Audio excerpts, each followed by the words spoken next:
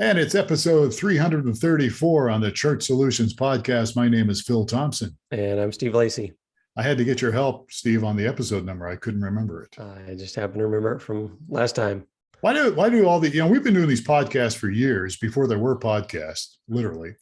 Why do people? That may be pushing it, but I think so. I think we've been doing it well over 10 years. Right? How long have we been? Well, it's been around for a very long time. Yeah, but not too many people really got on until we came. But anyhow, that's right. We made it famous. We're on the cutting edge. So, but why do people always say the episode number? I guess it's good because if you want to call something up on Spotify or you say episode 334 of Church Solutions. All right. So enough of this foolishness. Steve, you doing okay? I'm doing all right. All right. We have a special guest today as my phone starts ringing. And her name is Jennifer Tompkins. I'm going to put my glasses on. I want to read your wonderful bio, Jennifer, and then we'll introduce you here. She is the executive director of Tucson Refugee Ministry.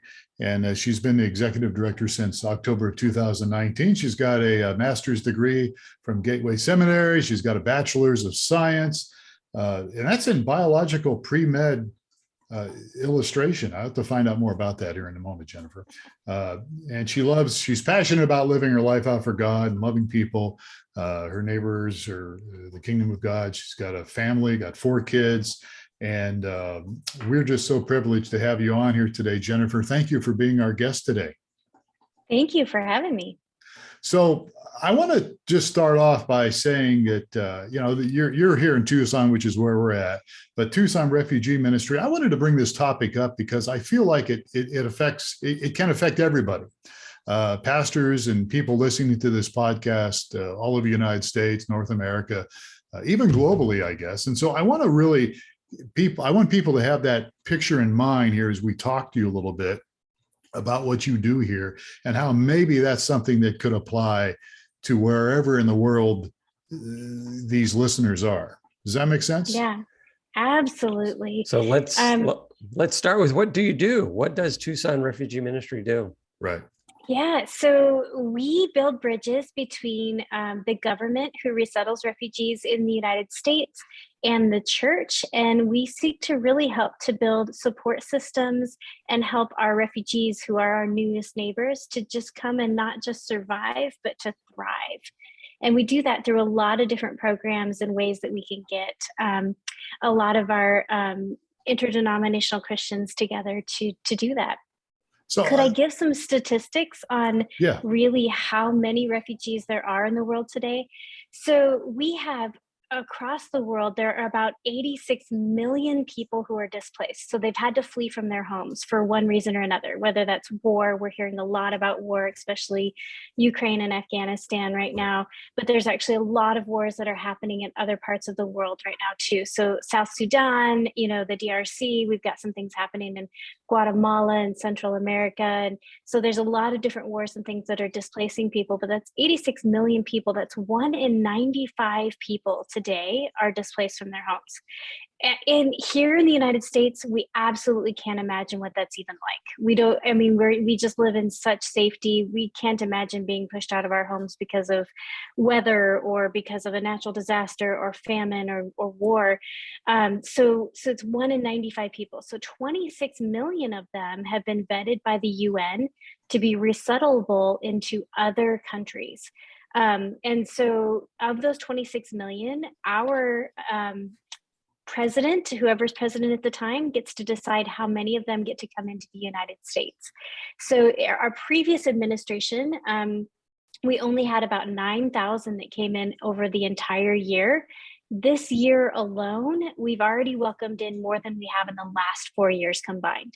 And we have not yet welcomed any Ukrainians in. A lot of that was welcoming a lot of our Afghan friends in.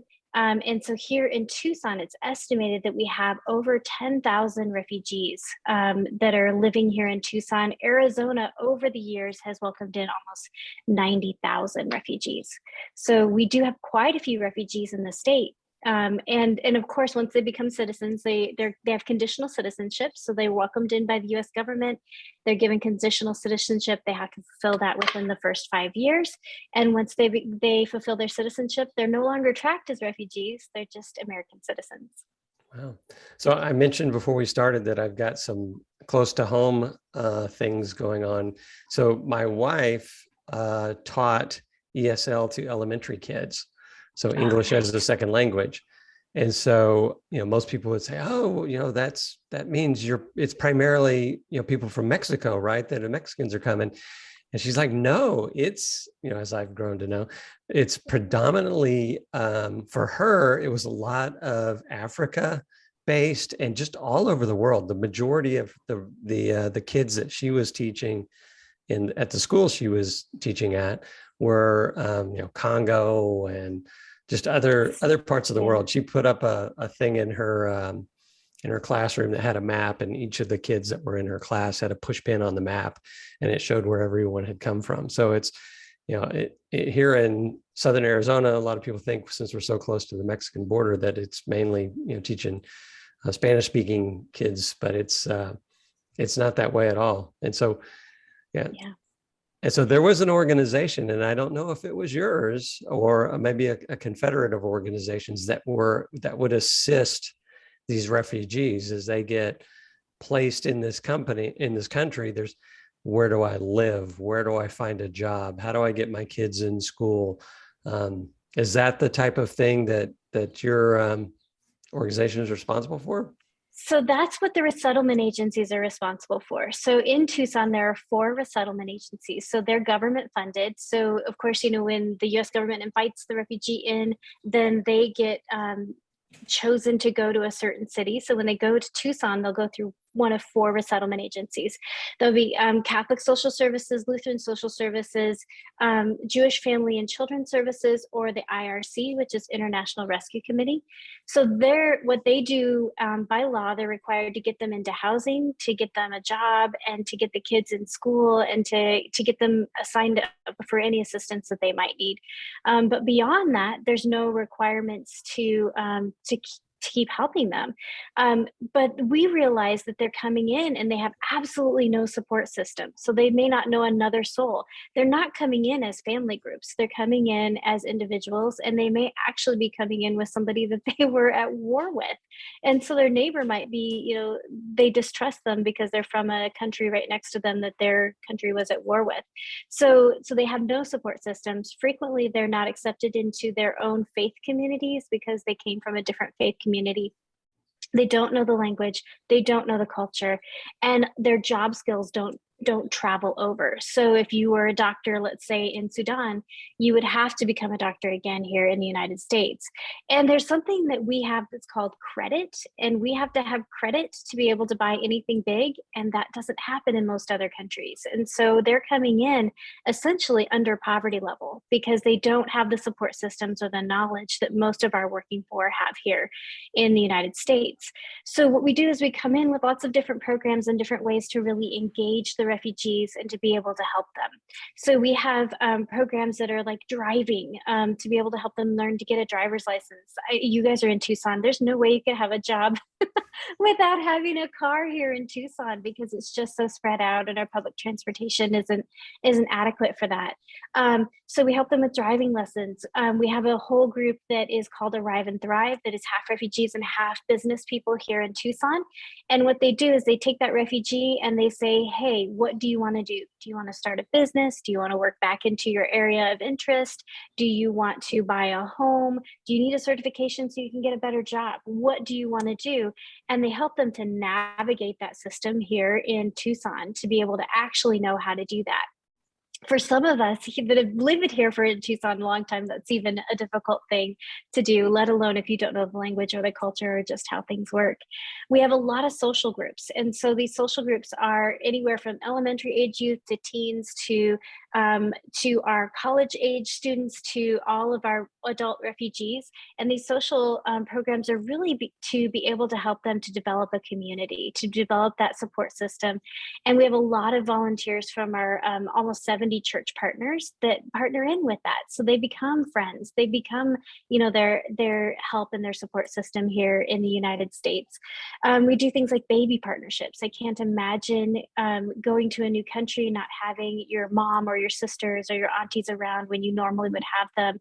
And then it's COVID on top of that. So you go into a cold, dark hospital all by yourself when that's not how you're used to giving birth. So we have women's groups who are coming around, new refugee mamas. We just had 13 baby showers in the last month that will do baby showers and baby partnerships where we will, kind of partner with those families for long term. We do family partnerships. So where a family just might need somebody to be in their lives to explain what the heck that bill is that came in the mail. What does it say?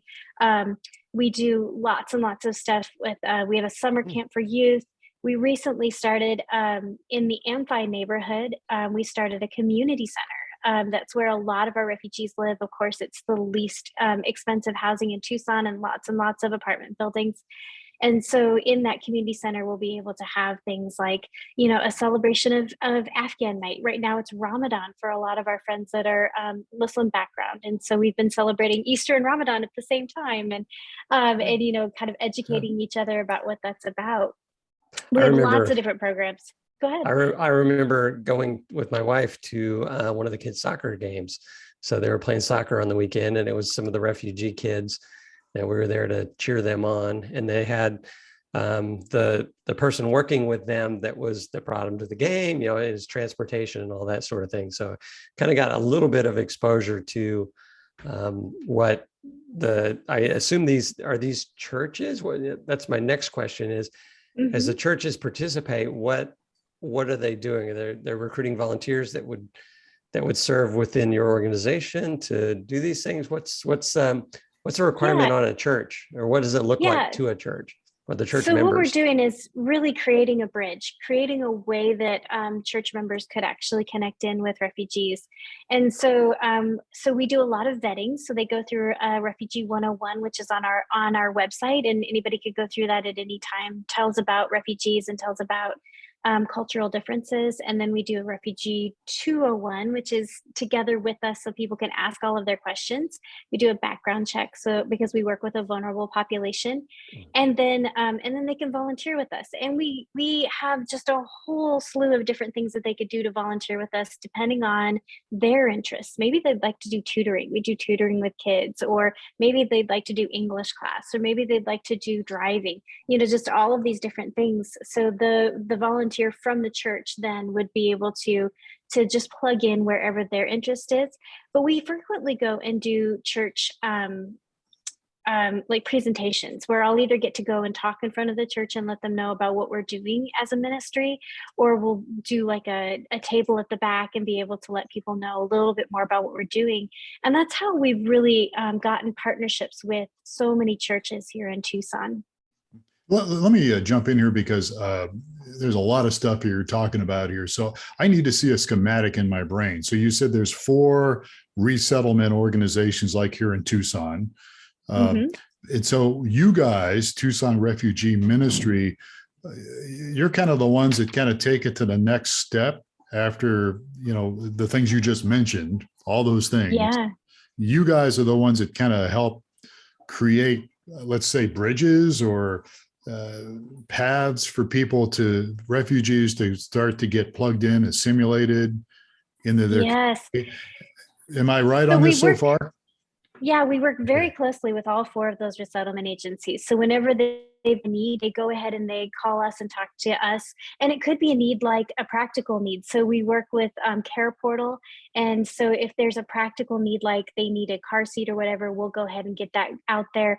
But there's a referral form on our website, and they refer refugees to us because they know that their case managers don't have the time to be able to do the things that we can do to help people really settle in and be able to thrive. So we work very closely with them. You may have heard that we had lots of refugees at one time, over 250 refugees in a hotel here in Tucson. So we were constantly at the hotel helping out the IRC who had that who had the refugees there.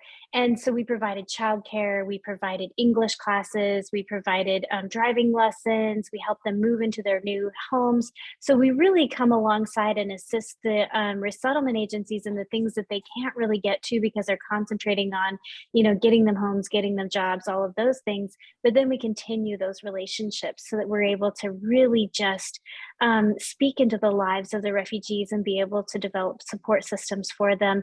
And as a Christian, I can't help but talk about Jesus. And so we're there also spreading the love of Jesus.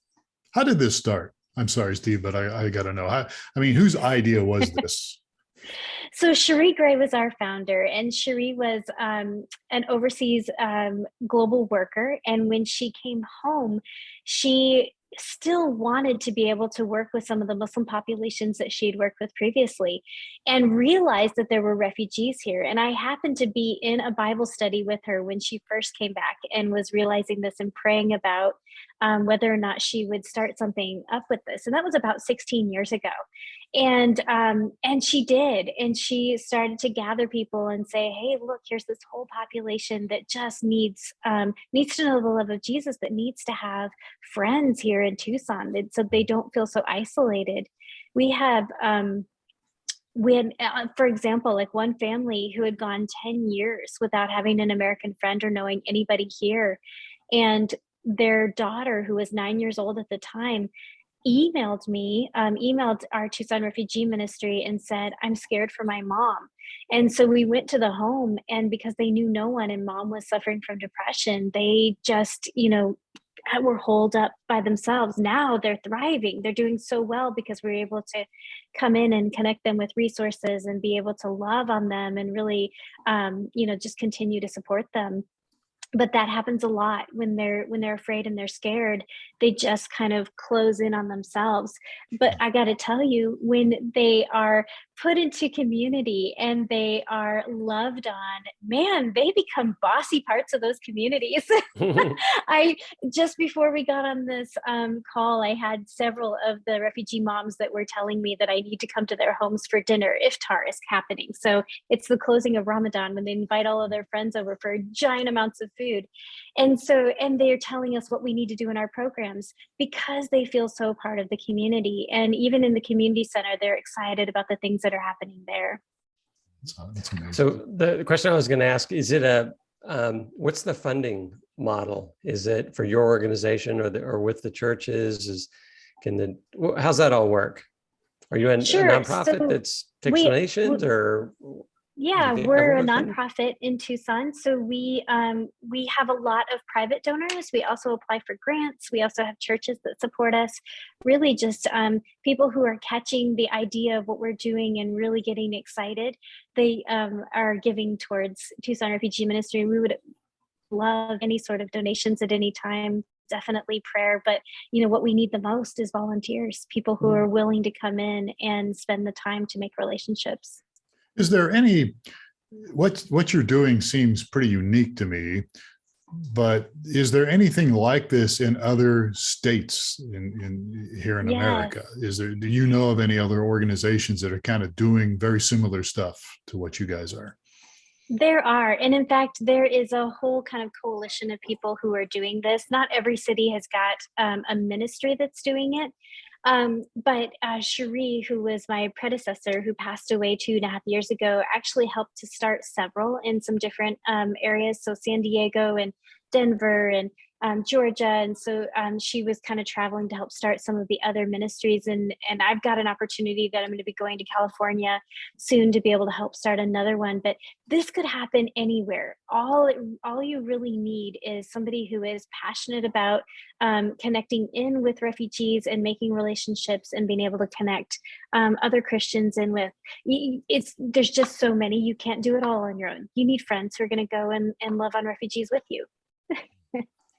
My wife tells, she recently was on one of the social platforms with one of her former students from like 10 years ago. So when she got to know her when this girl was in 3rd grade or so, and she sees her today, for good or bad, she said, my wife was explaining to me, yeah, when she came, she was dressed and had the hair customs and everything from her native land. And she's really surprised to see her today. She's a very different little girl, little American girl now. So with all of the things that come with that, well, not little, she's, I guess, her late teens now. So it's interesting to see the transformation. She's assimilated. I think one of the most important things that we do is that we really do connect out with the youth and the teens, because when they first come, they learn the language so much faster than their parents that they become the adults in the house pretty quickly. Like they have to translate for all of the appointments, they have to translate what's in the mail, all of that. So some of our most important programs are our youth programs. So we have a summer program where kids get to come to camp and they get to hang out and have fun and just be kids while their parents are typically working. They'd be stuck in the apartment otherwise. We have large teen groups. So we have a teen girls group that's about 80 kids. We've got about 40 teen boys that we connect with a lot. And what we're doing is we're helping them because they don't feel like they're the culture of their parents, and they don't quite feel like they're American. They're kind of somewhere in between, and they need to connect with other kids that are in that same situation, and they need to be able to feel like they can be kids and be able to connect in with the community. So we actually also partner with a lot of our community partners here. So we connect them in with the YMCA, we connect them with Boys and Girls Club, we connect them with Girl Scouts, safe spaces where they know that they can be kids, but then we also take them to go do fun things, and we teach them about some of the things that they might need to know in the American culture that their parents just wouldn't know to what to talk to them about, like maybe about sex or drugs or about gangs, some of these things that wouldn't even be in their home countries, their parents wouldn't even know culturally to warn them about, and just pouring in that, hey, you are loved and you are valuable, and helping them as they choose, kind of what kind of lifestyle they're going to live, because now they're in this completely different culture. Yeah. So what's the typical lifespan for someone under your care? Is there like a graduation where they come in, they know nothing, and then all of a sudden they're to a point where they don't need any help anymore? Is that, no, or is there?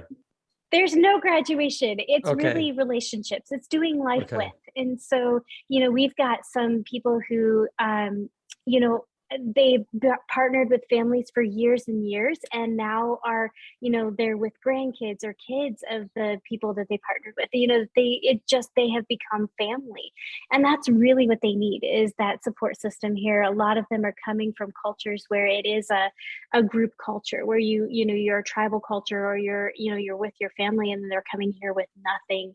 They need that desperately, and so it is a lot of long-term relationships and friendships that develop out of this. Very cool. And I can see where, churches would be, they're well equipped for all of this, like you mentioned earlier, because the people coming here don't know the language, don't know. So if I can speak English, if I can drive a car, if I can have any social skills at all, I'm very well equipped to serve in this ministry, right? Right. You don't need any sort of skills. You just need to want to make a friend. And to help somebody with English, you just have to be able to know English. And most of us do know that. Mm-hmm. So, Jennifer, if I'm a pastor or just a leader in my church listening to this podcast, and I'm listening to this going, this is something my church should get involved in. What can they do? What are the first few steps? Should they reach out and contact you? Absolutely. So on our website, there's a contact us form, and there's also a volunteer now form. We'd love for them to go out to our website. It's TucsonRefugeeMinistry.com. You could also email me directly at Jennifer@TucsonRefugeeMinistry.com. We'd love to be able to connect your church in. And as we are looking at that, we will be getting even more refugees in. Heard our president promise that there's going to be 100,000 more Ukrainians coming. Some of those are also going to be filtering into Tucson. And so there's just this large need for the church to be the church and be the hands and feet and love our neighbors. Yeah. So, and you're, I assume, is a resource as well if I'm in Omaha, Nebraska, or Nashville, Tennessee, or something like that. And I can't, my volunteers can't make it to Tucson, but you'll probably have some resource tips for them to, reach out to this organization in Nashville or. Yes, absolutely. All right. All right. So the website is TucsonRefugeeMinistry.com. Jennifer Tompkins is our guest. This is a wonderful ministry. Let me just ask you a question. You ever get pushback from people? Like, this is America. I mean, I don't mean to be negative, but do you get pushback sometimes? All the time. This is not an easy ministry. Yeah. How do you handle that? How do you handle that? Because we predominantly work with the Muslim background refugees, because there are actually quite a few Christian churches here for some of our African background, or some of our people who've come in that are Christian. They can kind of come into our culture and be able to assimilate pretty quickly, but for our Muslims, they don't. And so there's a lot of people who push back about telling Muslims about Jesus, or even that they're upset that Muslims are here. Politically, people push back, but we're not a political organization. We feel like neither one of the parties actually line up with what the Bible says. And what the Bible says is that we're supposed to care for the widow, the orphan, the foreigner, and the poor. And for our refugees, they're often all four of those. And so when people do push back on me, I gently remind them what the word says and what we do and why we do it. Yeah, that's wonderful. All right, good deal. Well, we're out of time here, but as Jennifer mentioned, you can reach out to her. Just go to the website, TucsonRefugeeMinistry.com, and you can. And you want to reach out to us, you can do that as well. If it's easier, you just send us an email, support@streamingchurch.tv. As you've probably figured out that by now, by listening to this podcast, we cover a variety of different topics besides tech. And it's been our pleasure to have you on today, Jennifer. Thank you so much. Thank you so much. I'm so excited about what you guys are doing. And Steve, thank you for your input today. As always, some very good questions. It's great to participate. Yeah, absolutely. And most of all, folks, thank you for spending some time with us today on the Church Solutions Podcast. You can always subscribe to us just anywhere you get your favorite podcast. Just include us, Church Solutions Podcast. And until then, please take care of yourself and each other. And we'll catch you again next time on another episode of the Church Solutions Podcast. I'm Phil Thompson.